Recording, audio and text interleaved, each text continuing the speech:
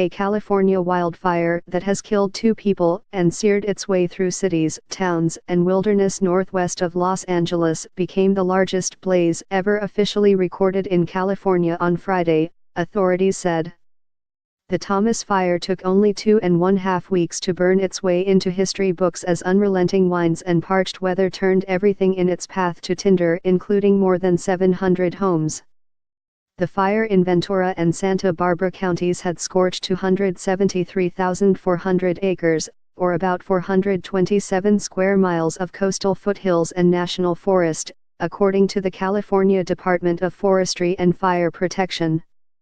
That was 154 acres larger than California's previous fire record holder, the 2003 Cedar Fire in San Diego County that killed 15 people. The Cedar Fire had been recognized as the biggest California wildfire in terms of acreage since 1932. Some fires before that date undoubtedly were larger, but records are unreliable, according to state fire officials.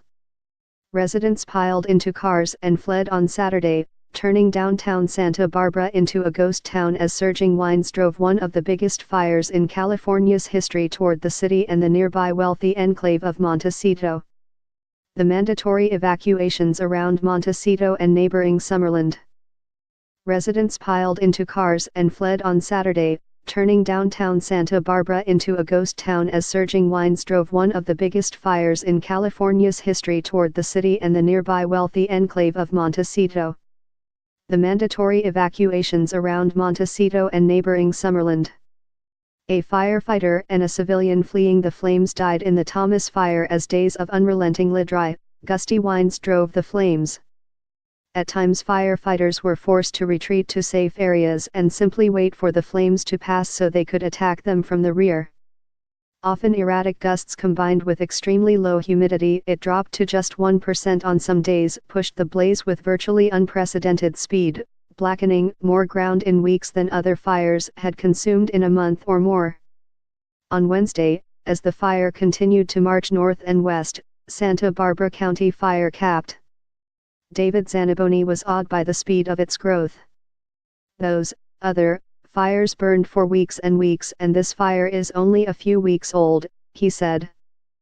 It's incredible. By that point, firefighters already were beginning to take advantage of a lull in the weather.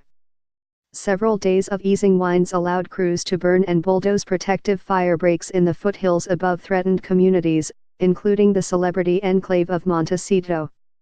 By Thursday, most of the southern end of the fire also was surrounded and the last mandatory evacuation orders were called off. As of Friday, while 18,000 homes and other buildings were technically still at risk, there was little flame showing in previously burned areas, and the fire was moving slowly through remote wilderness. The fire was 65% contained and colder, moister weather was helping.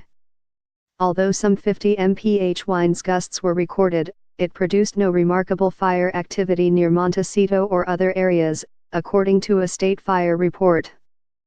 Brush and timber in the area remain tinder dry, and fire crews are setting back fires to burn it out, and that could add to the fire's size.